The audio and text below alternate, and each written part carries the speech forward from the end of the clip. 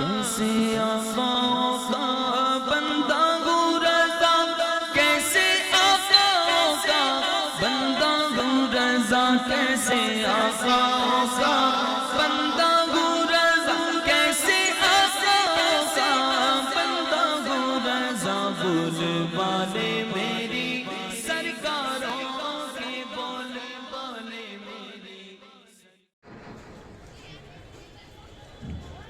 Number شریف پر بالوقار بوقار علماء اہل سنت، اساتذہ ذوی الاحترام، خصوصاً میرے مرشد اجازت حضور شفیق العلماء والطلباء حضور رفیق ملت و ولی عہد سجادہ حضور امان ملت، دیگر شہزادگان گرامی قدر، حاضرین، السلام علیکم. وعلیکم السلام ورحمۃ اللہ وبرکاتہ. نحمده ونصلي ونسلم على رسوله الكريم، اما بعد. اعوذ بالله من الشيطان الرجيم، بسم الله الرحمن الرحيم. رضي الله عنهم ورضوا عنه. آمنت بالله، صدق الله، وصدق رسوله النبي الأمين المكين الكريم، ونحن على ذلك لمن الشاهدين والشاكرين، فالحمد لله رب العالمين. بآواز بلند درود شریف پڑھ لیجیے. اللهم صل على سيدنا ومولانا محمد بارك وسلم، صلاة وسلاما عليك يا رسول الله، صلاة وسلاما عليك يا نبي الله. رفیقان گرامی قدر، یہ ہماری اور آپ کی مشترکہ خوش نصیبی ہے کہ ہم اور آپ ان کے عرس میں شریک ہیں جو مرشد ہیں سرکار مفتی اعظم عالم کی، مرشد اجازت ہیں سرکار مجدد اعظم سرکار اعلیٰ حضرت کی، استاد ہیں سرکار اعلیٰ یعنی نور العارفین سیدی سرکار ابو الحسین احمد نوری رحمت اللہ تعالی علیہ، جن کو عرف میں میاں صاحب کے نام سے جانا جاتا ہے.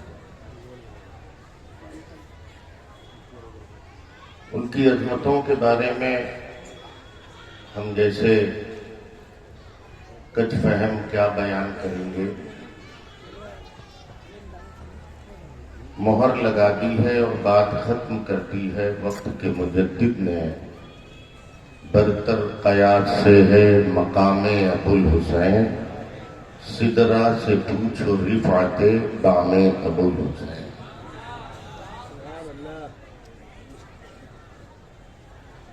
سرکار نور کے جلوے کل شب سے اب تک کے آپ ملاحظہ کر رہے ہیں. رات میں آپ نے جامعہ حسن البرکات سے فارغ شدہ فضلاء، علماء، قراء، حفاظ کی سر پر جو دستار رکھی گئی اس کا حسین منظر آپ نے ملاحظہ کیا، اور اس جامعہ کی خصوصیات بھی آپ نے خود حضور شفیق العلماء سرکار رفیق ملت سے سنے اور علماء سے سماعت کیا. یہ مقدس خانقاہ کسی تعارف کی محتاج نہیں ہے. اسے ہر دور میں اپنے علم، اپنے فضل اور اپنے کام کی بنیاد پر جانا گیا. ہاں جہاں ضرورت پڑی وہاں کرامتوں کا اظہار بھی ہوا. بڑے نازک دور گزرے ہیں جہاں بڑے بڑے لوگوں کے پائے استقلال میں جنبش آئی، مگر خانقاہ برکاتیہ کے مشائخ نے ان پرخطر ماحول میں بھی اسلام اور سنیت کی سچی سچی رہنمائی فرمائی. وہ چاہے عقیدے کا مسئلہ ہو، عمل کا مسئلہ ہو یا کوئی سیاسی منہج ہو، جو کام سرکاروں نے کیا ہے تاریخ میں دوسروں کے حصے میں بہت کم آیا ہے. ہماری نوجوان نسل یہاں موجود ہے. آج ایک بہت بڑا فتنہ کہہ لیجئے یا سازش کہہ لیجئے ہمارے جوانوں کے درمیان وہ پھیلائی جا رہی ہے اور انہیں سمجھایا جا رہا ہے. کبھی مولائے کائنات کی عظمتوں کو اس قدر بیان کیا جاتا ہے کہ دوسرے صحابہ کی عزت و عظمت پر حرف آتا ہے، اور کبھی دوسرے صحابہ کی شان میں اس طرح سے قصیدہ خوانی کی جاتی ہے کہ جیسے معاذ اللہ سرکار مولائے کائنات یا اہل بیت اطہار رضوان اللہ تعالی علیہم اجمعین کی کوئی حیثیت ہی نہ ہو. مذہب حق اہل سنت والجماعت نے جو نظریہ ہم کو دیا اور اس خانقاہ کا جو نظریہ ہے وہ نظریہ یہ ہے کہ تمام صحابہ عادل ہیں. ان سے محبت رسول اللہ سے محبت کرنا، ان سے عداوت رسول اللہ سے عداوت، وہ کوئی بھی ہو. ہمارے بعض بچے ان کے ذہن و دماغ میں ڈالا گیا مولائے کائنات کی عظمتوں کے تعلق سے. یقیناً ہم اور آپ کی تو یہ حیثیت ہی نہیں ہونی چاہیے کہ ہم ان آقاؤں کی عظمتوں کا موازنہ کریں. ان کے درمیان کی جو باتیں ہیں وہ ان کے آقا نے فرمائی. ہمارے لیے سب آقا ہیں، سب کی جوتیاں ہمارے سر کا تاج. کبھی کبھی سرکار مولائے کائنات کی عظمتیں اس طرح لوگ بیان کرتے ہیں کہ مولائے کائنات کی ان عظمتوں کے بیان میں صدیق اکبر اور فاروق اعظم رضی اللہ تعالیٰ عنہ کی شان پہ حرف آتا ہے. ہماری خانقاہ کا نظریہ ہرگز نہیں. آپ نے سنا ہوگا سرکار رفیق ملت کو ارشاد فرمایا کہ سب سے پہلے خلیفہ افضل البشر بعد الانبیاء سرکار ابو بکر صدیق ہے. خلافت میں چوتھا نمبر مولائے کائنات کا. ہاں امامت میں پہلا نمبر مولا علی. 12 اماموں میں پہلے امام. میں ایک بات عرض کروں، سرکار مولائے کائنات کتنے عظیم ہیں، کتنے عظیم ہیں، کتنے عظیم ہیں، نہ ہم بیان کرنے کی طاقت رکھتے ہیں اور نہ آپ سننے کی طاقت رکھتے ہیں. یہ کیا کم ہے کہ میرے آقا نے مقام غدیر خم پر مولائے کائنات کا ہاتھ پکڑا تھا، بلند کیا تھا اور ارشاد فرمایا تھا من کنت مولا فہذا علی مولا. میں جس کا آقا میرا علی. وہ کیا فضیلت کم ہے. مواقعات بھائی چارگی مہاجرین اور انصار کے درمیان آقا قائم فرما رہے. مولائے کائنات کھڑے تھے، ایک صحابی کو دوسرے صحابی کا بھائی نبی بنا رہے. مولائے کائنات چپ چاپ کھڑے ہوئے، کسی کا بھائی نہیں بنائے. قریب گئے تو سرکار مولائے کائنات کے چہرے پر اطمئنان تھا. پوچھا کہ کیا بات ہے، یہ فکر کیوں ہے؟ عرض کرتے ہیں میرے آقا آپ مواقعات قائم کر رہے ہیں، ایک صحابی کو دوسرے صحابی کا بھائی بنا رہے ہیں. میرا بھائی کسی کو نہیں بنایا تو میرے آقا فرماتے ہیں علی پریشان کیوں ہوتے ہو؟ انت اخی فی الدنیا و فی الاخرہ، تم میرے بھائی ہو دنیا میں بھی اور آخرت میں بھی۔ مقام خیبر پر جھنڈا دیا گیا، پھر ایک دن میرے آقا نے فرمایا کل میں ایسے شخص کے ہاتھ میں جھنڈا دوں گا کہ اللہ تعالیٰ اس کے ہاتھ پر فتح عطا کرے۔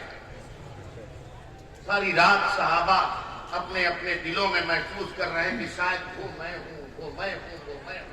صبح ہوئی تو میرے آقا فرماتے ہیں آئے نا علی، میرے علی کیا؟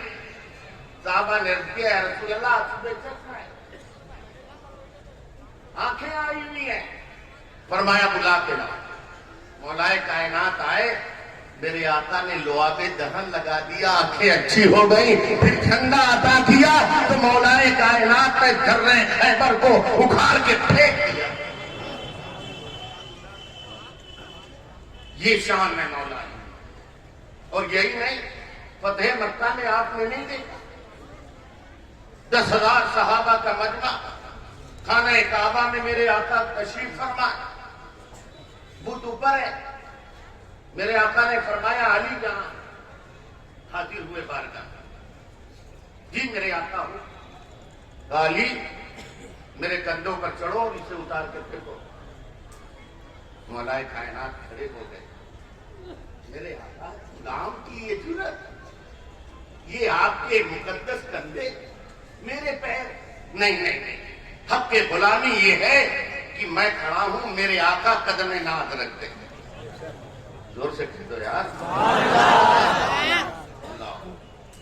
توجہ چاہتا ہوں، آپ کی توجہ چاہتا ہوں۔ میرے آقا نے فرمایا نہیں علی، تم جلال نبوت نہیں برداشت کر سکتے، اس لیے تم آؤ میرے کندھوں پر سوار ہو۔ اب میں یہیں پر ایک بات عرض کرنا چاہتی ہوں، اپنے اساتذہ اور علماء جامعہ قدم برکات سے گزارش کی ہے کہ فکر نے خطا کی ہو تو اصلاح فرما دے۔ حضرت مولائے کائنات کو میرے آقا نے بلایا، آؤ کندھے پہ سوار ہو۔ عرض کیا نہیں میرے آقا، غلام کی یہ جرأت، میرے کندھے اس لیے ہیں کہ آپ اپنا قدم ناز رکھیں۔ تو میرے آقا نے جواباً کیا فرمایا؟ علی تم جلال نبوت نہیں برداشت کر سکتے۔ توجہ ہے نا آپ کی؟ توجہ ہے نا؟ حضور امین مسلک اعلی حضرت، حضور شرف ملت،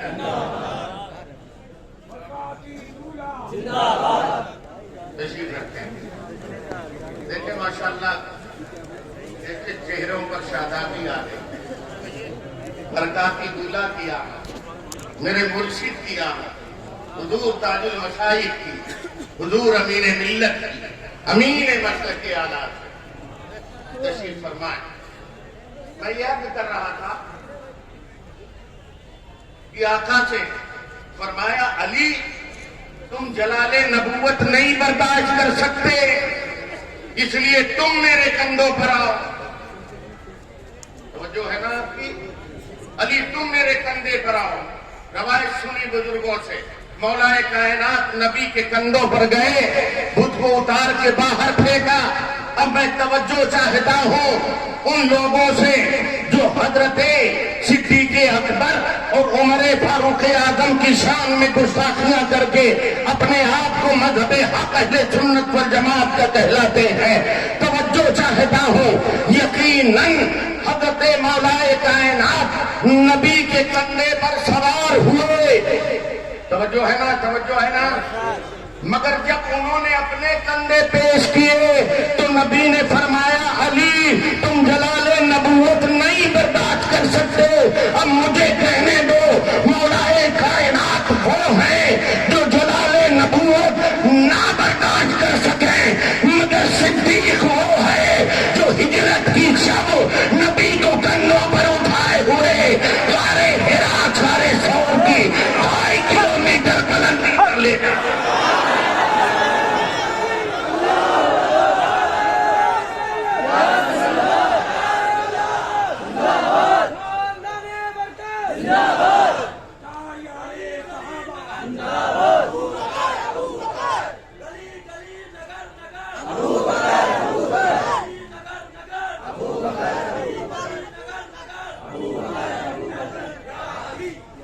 اسی لیے ہمارے سرکاروں نے ہمیں یہ عقیدہ دیا. کا نام لیا کریے تو وہ حضرت ابو بکر کا کریے نا.